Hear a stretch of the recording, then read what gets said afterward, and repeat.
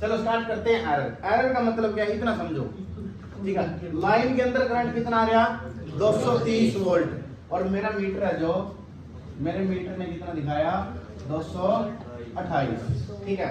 तो कितने खा गया यू 2 वोल्ट खा गया, ठीक है। और जो 2 वोल्ट की त्रुटि रही है ना इसके अंदर, त्रुटि कितने की रही 2 वोल्ट की, यही एरर है। ये कौन सा मान था वास्तविक, और ये कौन सा गया मापा गया। तो त्रुटि को कैसे दिखाएंगे वास्तविक माइनस मापा गया, ठीक है। ये हो गया त्रुटि। अगर त्रुटि परसेंटेज आ जाए साहिल के लिए वास्तविक मापा गया बटे वास्तविक गुणा 100 यहाँ परसेंटेज, ठीक है। ये क्या है मतलब सिंपल सी बात ये है, जो जितने की कमी दिखाने लग रहा है ना कि इंस्ट्रूमेंट मापन में, वो क्या उसकी कमी है, त्रुटि है, एरर है, ठीक है। अब एरर देख लो 230 मापनी थी दिखाई 228, तो 2 वोल्ट का एरर है। ये है एरर। ये एरर हमारे दो तरह के, 2 तरीके के हैं। देखो एक है सकल एरर, ग्रॉस एरर।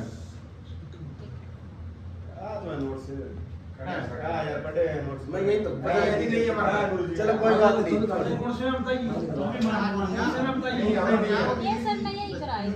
चलो सकल के बाद सिस्टमैटिक आ रहा, सिस्टमैटिक जो भी कराया आपने सकल वाले भी कराया रे, कराया तो है वीडियो में, इसका रिकॉर्ड वीडियो में वो बताया था। चलो इधर आ जाओ। सकल एरर क्या है कि अपना मीटर व्यवस्थित नहीं है, मीटर व्यवस्थित नहीं है, यानी कि मीटर लगाना था ऐसे लगा दिया, ऐसे सीधा रखना था लिटा दिया, ग्रेविटी काम नहीं कर रहा। ये सारे के सारे किस में आवांगे ग्रॉस एरर, सकल एरर में। इसमें क्या सिस्टमैटिक एरर में एक तो आ गई मीटर की खराबी, इंस्ट्रूमेंटेशनल एरर, यानी किसकी खराबी है मीटर की आंतरिक खराबी, आंतरिक ये तो पोर्शन डिलीट हो गया बेटा मेरे दिमाग में तेरे आगे भी एरर आ गया, ठीक है। एक तो इंस्ट्रूमेंटेशनल एरर हो गया, ये तो ठीक है। इंस्ट्रूमेंटेशनल एरर तो क्या है कि मीटर का कोई पार्ट खराब हो गया, जैसे लंबे समय तक अगर आप यूज करना है ना, स्प्रिंग ढीले हो जाए तो एजिंग इफेक्ट आ गया, वो कौन सा एरर है सिस्टमैटिक एरर। अब सिस्टमैटिक एरर में भी कौन सा इंस्ट्रूमेंट एरर है। मीटर के अंदर खराबी हो तो उन्हें क्या मालूम थोड़ी है कोई दूसरा ऑपरेटर आना वो कर देगा, लेकिन रिप्लेस करना पड़ेगा, ठीक करना पड़ेगा, ठीक है। उसके बाद आवा ह्यूमन एरर।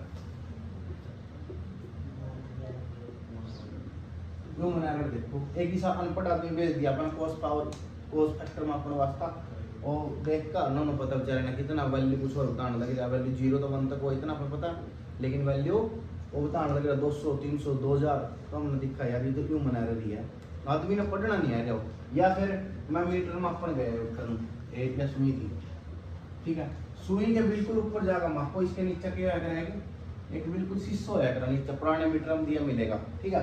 तो शीशे के ऊपर अगर था ना ऐसे देखो 2 सुई दिखने लग रही है, इसका मतलब था ना देखने में खराबी है। बिल्कुल ऊपर जाकर देखोगे ना था ना एक ही सुई दिखेगी, नीचे वाली नहीं दिखेगी, तो वो उससे ह्यूमन एरर कम होता है। अगर ऐसे मापेंगे ना थंब पे नीचे वाली सुई दिख जाता ना कि यू है, ठीक है, तो यू क्या ह्यूमन एरर है। और दूसरी एक और बात, अगर आदमी उसमें कुछ दे रखा था, उसमें यही चीज दे रखी थी, जब आदमी है ना इन्हों बांगो का मापन लग रहा, इन्हों करके देखने लग रहा, इन्हों देखने लग रहा, तो ये सारे सारे किस में एरर है पैरेलल एक्सिस, यानी कि हम इसके पैरेलल में आगे, हम इसके पैरेलल में, लेकिन होना क्या चाहिए था हमने इसके लंबवत, हम इसके पैरेलल में आगे खड़े हो गए, ठीक है। तो क्या हो गया ये भी इसका मंजीत का मुंह देखना किसी ना, साहिल थोड़ी देख लेगा और लेगा नहीं मुंह कर रहा पैरेलल, ये पैरेलल एक्स आ रहा, साहिल ने इसके नु शामी आगे नु लंबवत होना पड़ेगा, फिर इसका मुंह दिखेगा, तेरा हम तो दिखेगा थोड़ा, ठीक है नहीं। तो यहाँ पैरेलल एक्स एरर में भी आऊंगा, जितने एरर होंगे ना कहीं तो क्वेश्चन का पता लगा अपना कैसे एरर है, लेकिन समझ में आना चाहिए कि एक ऑप्शन से पता लग जाएगा कि जैसे सिस्टमैटिक एरर है ये हो नहीं सकता भाई, ग्रोस एरर है, ये नहीं हो सकता भाई, ठीक है। ऐसी ऐसी चीजें बता देती है। उसके बाद आते हैं हमारे वातावरणीय या एनवायरमेंटल, ठीक है। ये कौन से एरर होते हैं, ठीक, ये कौन से हैं?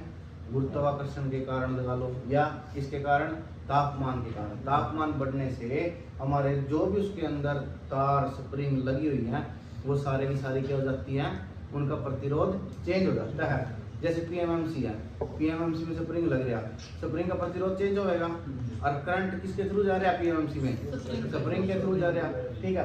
तो फर्क नहीं पड़ेगा करंट जाएगा डिफ्लेक्टिंग टॉर्क पर, ठीक है। तो यहाँ वातावरणीय है, स्वैम्पिंग लाने देखिए वाली इसमें ये चीज का लाउंस स्वैम्पिंग रेजिस्टेंस, ठीक है, उसका हीटिंग फैक्टर ना कम करो। और कौन सा बची है इसमें? Random error. सकल में तो बस एक ही है जी, बस एक चीज और पूछ लीजिए आप, मान लीजिए सारा कुछ ठीक है, कोई एरर नहीं है, ना यू है ना यू है ना यू है, और मीटर ना फिर खराब रीडिंग दिखाई, एक बार मापे था, दूसरी बार मापी सही दिखाई, तो उस एरर में किस में ले होंगे आप? एक बार गलत दिखा दी, उत्पादन का पता सीधा से फंडा समझो, उत्पादन कैसे होएगा ये जनरेशन का सिंपल फंडा बताऊं, उन बंदे का बताऊं जिसने मतलब कि अभी तक मैग्नेटिज्म नहीं करा, उन बता दूंगा, अपना पता है इस चीज का, ठीक है। गुणा पार्टी, अब ध्यान दो इस चीज पर। उत्पादन कैसे होता है? मेरे पास एक चुंबकीय क्षेत्र है,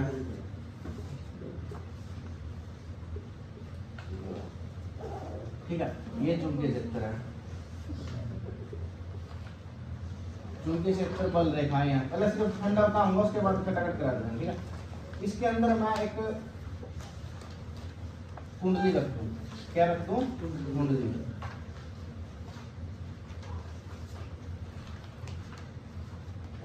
चुंबकीय क्षेत्र के अंदर मैंने कुंडली रखी, तो क्या हुआ, कुंडली के यहाँ ईएमएफ पैदा हो गया। दूसरा क्या कर देता हूँ मैं, इसको ईएमएफ दे देता हूँ। ईएमएफ दे दी, जब एक ईएमएफ वाला कंडक्टर जिसके पास खुद करंट है पहले से ही, अगर उसको एक चुंबकीय क्षेत्र में रखते हैं ना, तो इसके ऊपर क्या लगता है? बल लगता है। क्या लगता है? बल। उसको बोलते हैं बलागुर, यानी कि घुमाने वाला बल लगता है, जिसको इंग्लिश में बोलते हैं टॉर्क। इसको दिखाते हैं टो से, टो। जैसे हम अभी करंट लग रहे हैं मीटर में, सारे वही टो है, ठीक है। ये है वो बलागुर जो उसको घुमाता है। इसका क्या याद रखना है, ये फैराडे का लॉ है, चुंबकीय प्रेरण वाला। इसमें क्या बोलता है फैराडे, जब एक करंट कैरिंग कंडक्टर को चुंबकीय क्षेत्र के अंदर रखा जाता है तो कंडक्टर के ऊपर एक बल लगता है जो उसको घुमाने की कोशिश करता है, ठीक है। यही चीज हमारी जनरेशन की हो रही है, ठीक है। मैं थर्मल बाजू, थर्मल का मेन फंडा क्या है? थर्मल में एक तो है कोयला,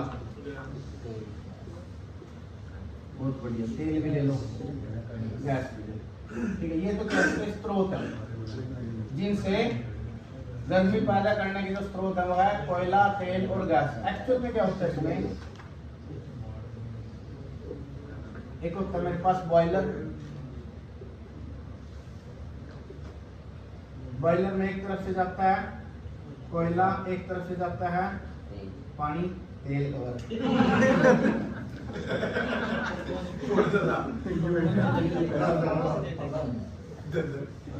जाता है ना, कोल जो जाता है वो हमेशा नोजल की फॉर्म में जाता है, चलो से, ठीक है। फील करना है, ये पेपर में जाता है।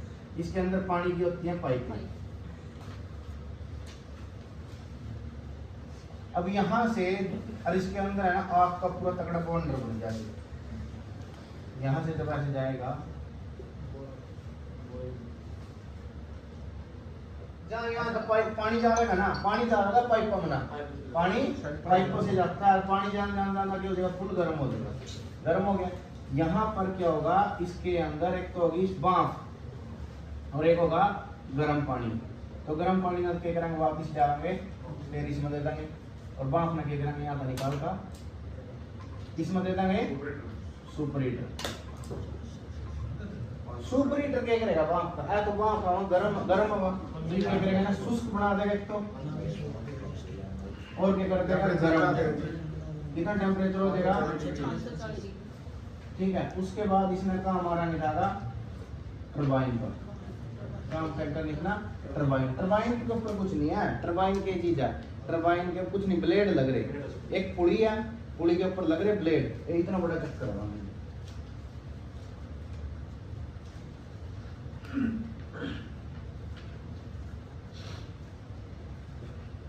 ये पुड़ी है, पुड़ी के ऊपर ये ब्लेड लगे, यदि इन ब्लेड के ऊपर ये बांफ लगेगी, ये ब्लेड यहाँ घूमेंगे, घूमते घूमते घूमते घूमते ये पुड़ी एकदम अपना स्पीड में आ जाएगी एक टाइम पर जाकर, ठीक है।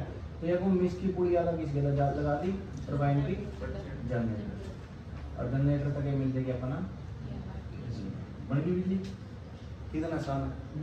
और वो जो एक्स्ट्रा भाप काट के वापस ले जाएंगे क्या बोलना है? बहुत बढ़िया। सुपर हीट करना सुपर हीट था पहला, हां ले जाएंगे ना जी, जो भाप टरबाइन टरबाइन के बाद अपनी भाप निकलेगी, टरबाइन के बाद भाप निकलेगी, कुछ तो भाप लगे करेंगे हम दोबारा यहाँ ले आएंगे, ठीक है। एक तो चली जाएगी अपनी इकोनोमाइजर में, टेम्परेचर बढ़ाने वास्ते यूज करेंगे अपन ना, इकोनॉमी बढ़ाने वास्ते इसकी इकोनॉमी, और दूसरे ने कहाँ ले जाएंगे अपन कंडेंसर, इसने इकोनॉमाइजर बोला जी, इकोनोमाइजर। कंडेंसर क्या करेगा, इन भाप का नकामा को परिवर्तित कर देगा, तो ज्यादा गर्म नहीं है, ज्यादा मतलब एक ऐसा बना दे पाइप जो ज्यादा गर्म है उन नहीं जल ले जाओ, उन्हें दोबारा का ही भाप का गर्म करने वास्ते लगा दो, और जो कम ठंडी से हम नहीं जल जाओ कंडेंसर में। और तो कंडेंसर में क्या बना रखे हमने, वैक्यूम, और ये वैक्यूम क्या करेगा इसका, हाँ दबाव क्या करेगा इसका, कम करेगा, दबाव कम करने की वजह से वाष्प क्या में परिवर्तित हो जाएंगे, पानी में, और पानी ने था किधर भेज देगा, कूलिंग टावर में। मतलब टरबाइन तो बड़ा सुपर हीटर अपने भाप करने वास्ते है, इस पानी में क्या करना चाहिए? वैसे पानी ना फिर रिसाइकिल कर देंगे, भाप मतलब भाप ना भाई खुली हवा में छोटा, ठीक है, खुली हवा में छोटा पानी यूज करना, पानी ज्यादा रिसाइकिल करो, साफ पानी है तो ठीक है। उस पानी ना कूलिंग टावर ठंडा कर देगा, ठंडा करने के बाद इस पानी ना फिर एक और बात है यहाँ पर है, पानी बदल रहा होता है जो यूज पानी आपने नु तो दो जगह दे दिया जी, ओटा दे दिया वापस भाप कर गए, हां उधर तो अच्छा दे सर जी वो देने खाई जाता है, ये भी दे दिया आपने यहां दबी, फिर वापस ये वाला कर दोबारा मैं तो भाप दे पानी यहाँ तब जो करके अपने गर्म पानी का जो भाप तो आपके कहीं हाँ यहाँ तक गर्म पानी वापस गर्म पानी वापस नहीं दे, हाँ इसी तरह सब बढ़ाने के लिए तो बॉयलर का दाब बढ़ाना है, ताप बढ़ाना है, इसका दाब और ताप, ताप बढ़ाना है, ताप बढ़ाना है, और इसका कंडेंसर का दाब कम करना है। हाँ ताप बढ़ाओ, ऐसे का ताप कम बड़ा दाब बढ़ाना दाब बढ़ाओ, दाब बढ़ाना की मणि उसमें दाब लेकर बंद करे उसको दाब और कंडेंसर बढ़ेगा, दाब घटेगा, ताप को दाब बढ़ेगा, टेम्परेचर भी घटाना, इसका दाब भी घटेगा। उसका बढ़ाना है, दक्षता बढ़ाने के लिए। दक्षता अपनी दक्षता लगभग कहाँ खर्च हुआ, सबसे ज्यादा काम खराब है हमारा इसमें, एक तो अब भाप बनाने में इतना जोर लगाने लग रहे, और उल्टी भाप का अगर पानी में कन्वर्ट करने लग रहे, ठीक है ना। तो यह क्या चीज अपनी है ना, एफिशिएंसी सारी थर्मल पावर प्लांट यही खा जाए, ऐसे लोड के लिए यूज करेंगे जो लोड क्या चल रहा है, निरंतर चल रहा है। निरंतर कौन सा होता है, बेस लोड, जो निरंतरता प्रोवाइड करता है वो कौन सा हो गया हमारा, फिर थर्मल। इसमें पीक लोड इसको पीक लोड के लिए यूज नहीं कर सकते। कर नहीं सकते इतना ड्रामा होगा। इसमें कोई मान लीजिए मेरे पे एक और यूनिट है, मैंने एक यूनिट चला रखी, ठीक है, मेरे पे एक और यूनिट नंबर 2 है मेरे पे, मैंने एक यूनिट चला रखी, 200 मेगावाट मेरी ये यूनिट है, 200 मेगावाट का मेरा लोड चल गया, मेरा लोड एकदम 300 मेगावाट हो गया। तो मैंने कह दिया पतले का नहीं तय शुरू होता दे भाई इसका बटन, इन्हें इसका बटन दबा के कहने टाइम चल जाएगी, पीक लोड आधे घंटे में खत्म हो गया। सिस्टम इतना तो पूरा बैठाओ कर उसने बैठाओ है बिल्कुल बहुत बढ़िया पंडित तो कटा हुआ। ठीक है। तो बात यही है कि पीक लोड का मतलब समझो, पीक लोड का मतलब वो है वैसे 10-15 मिनट के अंदर तो सिस्टम चलना चाहिए पूरा, ठीक है। तो कम से कम 4 घंटे होल्ड टू रनिंग स्टेट या वर्किंग स्टेट में 4 घंटे लगेंगे कम से कम, ठीक है। इसके बाद अब हमारा अच्छा इसकी लागत, शुरुआती लागत काम है, सबका कम पड़ेगी, हाँ जी। और रनिंग कॉस्ट क्या है इसकी, रनिंग बहुत ज्यादा ये बोलना रनिंग ना संचालन ज्यादा दिया ईंधन इजीली मिलता है या नहीं? ईंधन ईंधन लागत भी गैस की ज्यादा दिया ईंधन का ट्रांसपोर्टेशन भी लागत अधिक है इसकी, ठीक है। और क्या चीज पड़ गई? 4 घंटे हो गया बेस लोड वास्ते दक्षता। ये क्वेश्चन है डायरेक्ट इसकी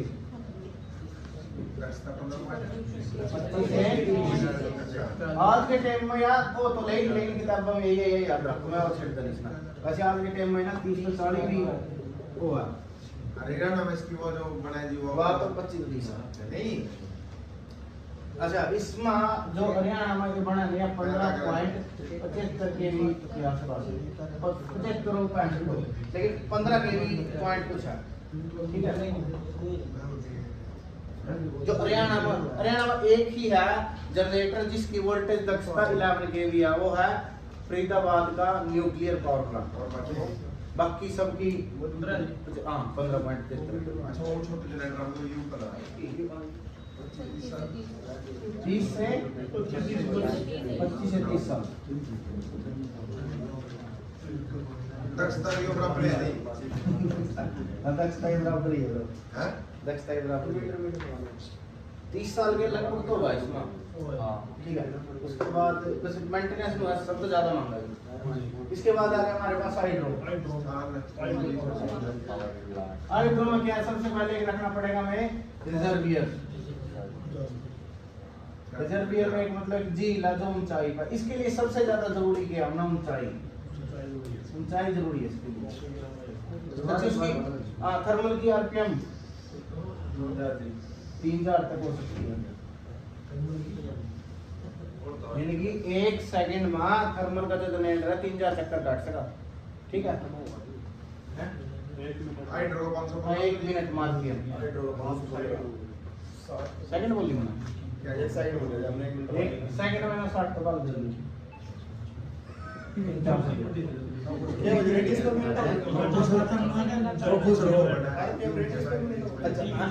रिवॉल्यूशन पर मिनट ये हो जाएगा आरपीएस, ठीक है। हाइड्रो में सबसे जरूरी मेन हमारे लिए है रिजर्वियर, जहाँ पानी इकट्ठा होएगा।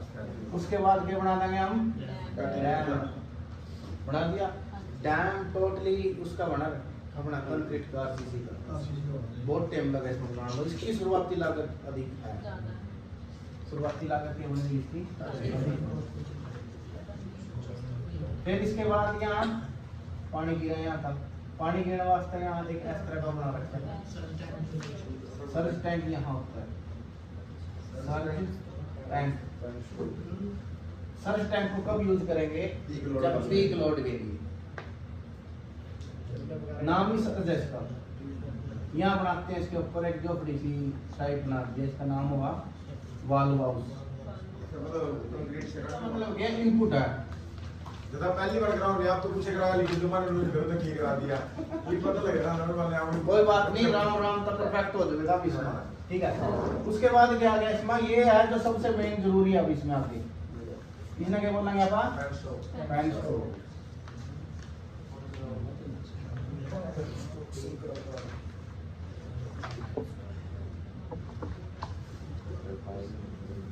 फैन स्ट्रोक एक में आएगा पंखा, टरबाइन।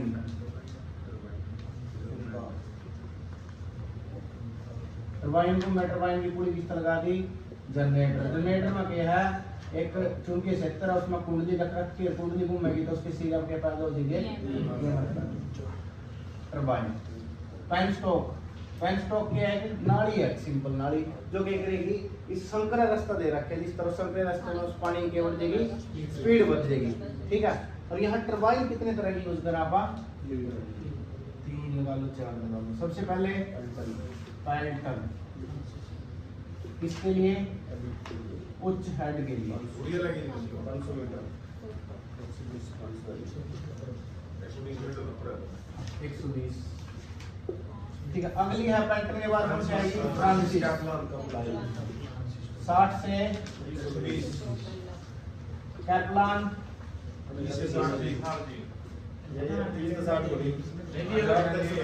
कितनी है यही 60 तक से कम है इसमें ओब्लिक कर रखे होगा इनका प्लान कर रखे हो दोनों अलग अलग भी हैं इसमें आएगा प्रोपेलर 30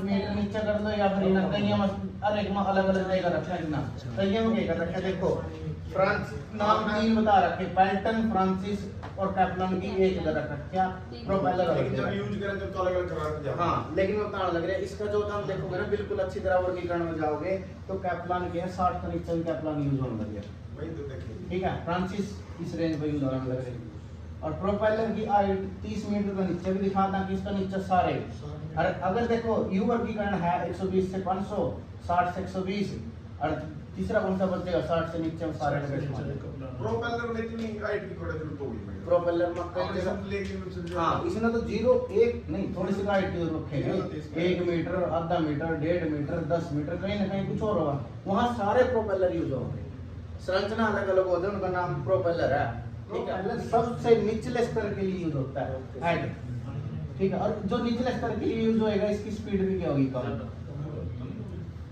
जितने ऊपर तक गिरेगा ज्यादा होगी जितनी ऊपर से गिरेगा उसकी स्पीड कितनी होगी ज्यादा होगी 500 1500 हाँ इसकी 500 से 1500 इसकी फ्रांसिस की और कैप्लान की ले ला हम 250 से 500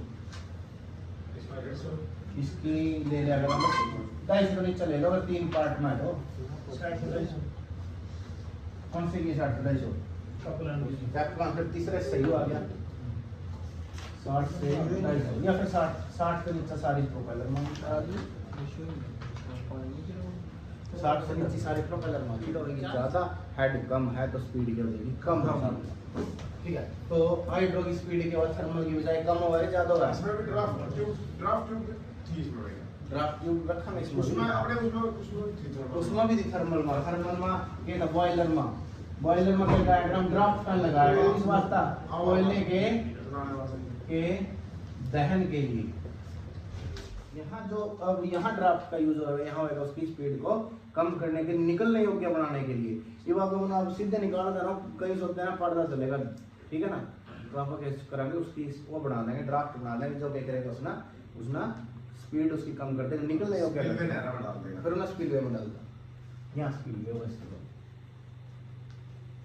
ये स्पीड वे था आपका टेल रेस भी बोलते हैं ना एक यू किस वास्ते यूज करेंगे यहाँ पर बेस वास्ते यूज करेंगे वैसे हमारे ड्रोन ठीक है मान लीजिए अपना वो बढ़ गया लोड बढ़ गया पीक लोड आ गया डिमांड बढ़ गई हमारी तो क्या करेंगे जब डिमांड नहीं है ना उस टाइम में आप क्या करेंगे उठता पानी है उठता कर दो उठता पानी सर्च टैंक के में भर दिया बिना बोझल सर्च टैंक के में भर दिया पानी तो इसने क्या बोलेगा हम पंप्ड हाइड्रो स्टोरेज ड्राफ्ट में जाओगे तो हम पंप्ड हाइड्रो स्टोरेज बोल देंगे ड्राफ्ट ट्यूब में वापस जाएगा हाइड्रो पंप्ड हाइड्रो स्टोरेज बोलता है उसमें या गेट वाला इसके साथ छेड़खानी करनी है जितनी करनी है स्पिलवे अगर पूरा पानी का प्रेशर हो गया तो उसका अपना इसी हिस्से में कुछ ना कुछ नुकसान हो जाए तो हम ना छेड़खानी सिर्फ यहाँ करेंगे इसमें गेट वाले यहाँ से निकलेंगे ठीक है छोटा डैम बोलना है इसका ना छोटा डैम बोलना है इस तरह का ठीक है यू हैव बड़ा डैम ये बड़ा ये ना छोटा डैम छोटा रिजर्वियर बोलना है इसमें छोटा रिजर्वियर यहाँ था पानी पहला यहाँ की तो एक लिमिट है यहाँ तो लेकर आना लग ठीक है उसके बाद यू के निरंतरता प्रोवाइड करता है सिर्फ लेकिन जब पीक लोड में जरूरत पड़ा तब हम पंप्ड हाइड्रो स्टोरेज यूज करेंगे ठीक है पानी ऊपर पहुंचाना पड़ा पंप अकेला पानी पहुंचाता और पानी में क्या करो पीक लोड में और छोड़ दो पीक लोड में यूज करेंगे अपन तो अपना जो हाइड्रो पावर प्लांट है ना 2 लोड वास्ते यूज कर लिया हमने एक तो कौन सा निरंतरता के लिए बेस दूसरा और इसका स्टार्टिंग टाइम कितना है 10-15 मिनट बहुत बढ़िया 10 से 15 मिनट में चालू हो जाए चीज पानी छोड़ना और करना क्या अपन इसमें गेट वालों बस यहाँ करनी है एक्चुअल में कितना एक आदमी उरा बिठाना एक उरा बिठाना एक्चुअल में कितना एक्चुअल में आधा घंटा लगा लो बस ये तो मैंने एक थ्योरेटिकल टाइम दी इसका अपन पूरा अपने वाले में अपना 4 घंटे देने का रखा हम 2 दिन लगा मैं इसके एक्चुअली हाँ 2 दिन तक भी लग सका वहाँ और लगे भी हैं हम ना देखे जो ठीक है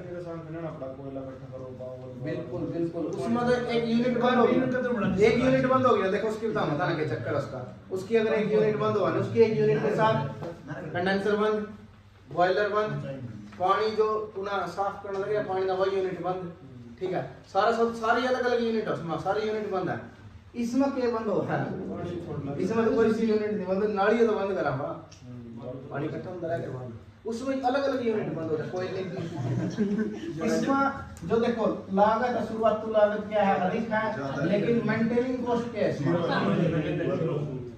शून्य नगण्य जरूरत नहीं पड़ती प्रदूषण क्या है इसका उसका प्रदूषण था ना CO2 और वो लड़का था नहीं कुछ क्या बोले अड़े सल्फर का कार्बन जी हाँ सल्फर डाइऑक्साइड और कार्बन डाइऑक्साइड ठीक है और क्या निकला इसमें मतलब अवशेष निकलते हैं इसके फ्लाई एश इसके केयर बसा है प्रोपेलर लाओ प्रतीक न्यूक्लियर के स्रोत क्या हैं यूरेनियम 235 प्लूटोनियम 239 ये तो नाम याद रखने इसके लिए क्या करेंगे हम नाम किया विखंडन इसके बाद इसमें क्या लगाएंगे कंट्रोल रोड ये लगाएंगे नियंत्रण करेंगे पहले इसका कैडमियम और बोरोन नियंत्रण करने के बाद विखंडन स्टार्ट हो गया अब रोकना डिमिटर या मॉडरेटर के लिए क्या यूज करेंगे विखंडन सीधा कर दो यार कोई रिएक्टर तो लगेगा रिएक्टर के अंदर ये लगेगा उसकी बराबर लगेगी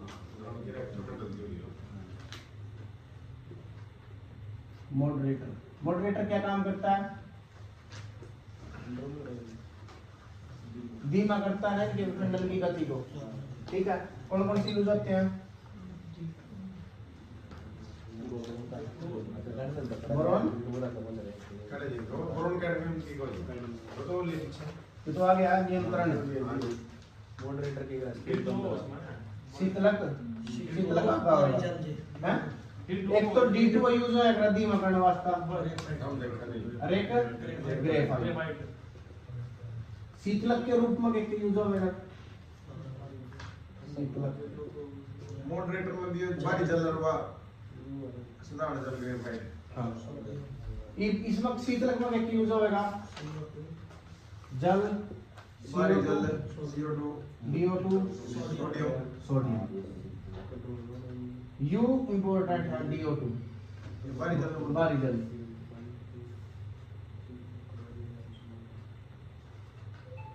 ठीक है इसके बाद इसमें क्या करेंगे इसके बाद सारे का सारा सिस्टम कौन सा गर्मी पैदा होगी ना एक बार विखंडन था गर्मी पैदा होगी इसके बाद सारे का सारी यूनिट कौन सी आ गई बॉयलर के बाद थर्मल वाली यूनिट आ गई सारी A to Z सारे का सारा क्या आ गया थर्मल बस ये मॉडरेटर कूलेंट अलग है हाँ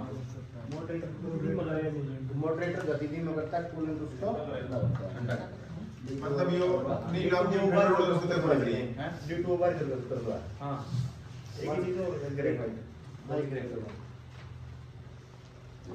नियंत्रण रोड होंगे हमारे यूज कैडमियम और ये भी इंपॉर्टेंट है ये भी इंपॉर्टेंट है और ये भी इंपॉर्टेंट है ठीक है सिंपल सबसे ज्यादा इंपॉर्टेंट इस चीज में और क्या है इसकी दक्षता बहुत ज्यादा दक्षता ने पूछा दक्षता कम क्यों होती है इसकी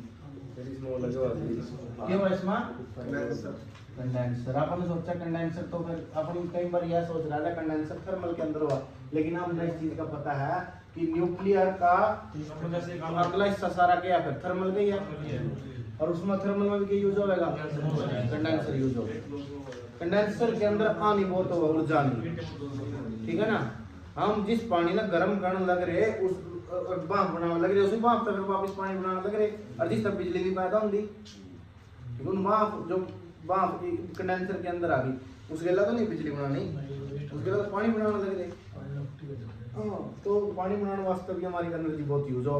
इतना बड़ा कूलिंग टावर बनाओ, इसकी शुरुआती लागत कितनी है? बहुत ज्यादा है। हमने क्यों हुआ एक उन्होंने पढ़ा एक आवरण बनाना पड़ा इस वास्ते, जो क्या होगा containment containment radio anti reactive anti radio active. इसमें तो विकर्णों का लीकेज नहीं होना चाहिए। अगर विकर्णों का लीकेज हो गया तो हजारों साल तक का नुकसान है आसपास के वातावरण में। एक इसके लिए स्थान का चयन ऐसा होना चाहिए जहाँ कोई ना रहता हो, कम आमजन रहता हो, कम आमजन रहते हो, ठीक है ना। निरंतर वास्ता इसको चलने के लिए समय कितना है इसका? 10-12 घंटे कुछ घंटे हैं, तो इसका हम जब कोल्ड तक बिल्कुल रनिंग स्टेट तक कितना निकला है? 12 घंटे। तो जिसमें 12 घंटे का समय लगा जिस यूनिट का चलाने वास्ते, उसने हम पीक लोड वास्ते यूज कर सकें? पीक लोड वास्ते तो हमें वही यूज होगा, बटन दाब कर चल पड़ा, ठीक है। देखा था चेक करके भाई तुम ठीक हो गई इसको दे दो। अच्छा, इसकी वो बताओ रनिंग कॉस्ट क्या रहेगी इसकी? बहुत कम है। रनिंग कॉस्ट इसकी मध्यम रहेगी, लेकिन हाँ इसमें ईंधन तो महंगा है, लेकिन ट्रांसपोर्टेशन कम है ना उसकी। उसमें इतनी को नहीं है जितनी हम पर कल्याण जमा पूरी इसमें एक छड़ पा दी जैसे ये अपन हाँ, एक वो कब तक चल सकेगी भाई इतना तो पता नहीं इसका, लेकिन इतना जरूर मेरा कि आप थोड़ी सी अमाउंट के लिए बहुत ज्यादा पैदा कर सकते हैं। जैसे उसमें तो अपन है ना बोगी डालनी पड़ेगी ट्रेन की, इसमें बोगी की जरूरत नहीं है। हाँ तो ठीक है, लेकिन इसका सही सूत्र है इसके, एक तो इसके अगर लीकेज होगी तो वो नुकसानदायक है। दूसरा इसका जो अवशेष है इसके, ठीक है, इनका यो भी तो है, इसके पैकेट बनकर कहाँ डिस्पोज होगा? यहाँ समुद्र में डिस्पोज होगा, और वहाँ तक जाने कुछ ना कुछ तो गड़बड़ होगी। पैकेट ना तो बाढ़ छोटे बाढ़ भी तो सोचा मैंने, बाढ़ का चल दूर की बात, बाढ़ का पहुँचते तो बहुत दूर होंगे हैं, लेकिन इनकी लीकेज होने की संभावना तो कड़ी है पैकेट, ठीक है। तो अगर ओवेगी तो है ही, वहाँ जो आदमी काम करांगे इसके आसपास उनके वो भी इन किरणता मतलब कि थोड़े बहुत इफेक्टेड होंगे, बिल्कुल इस तरह की चीज तो होगी।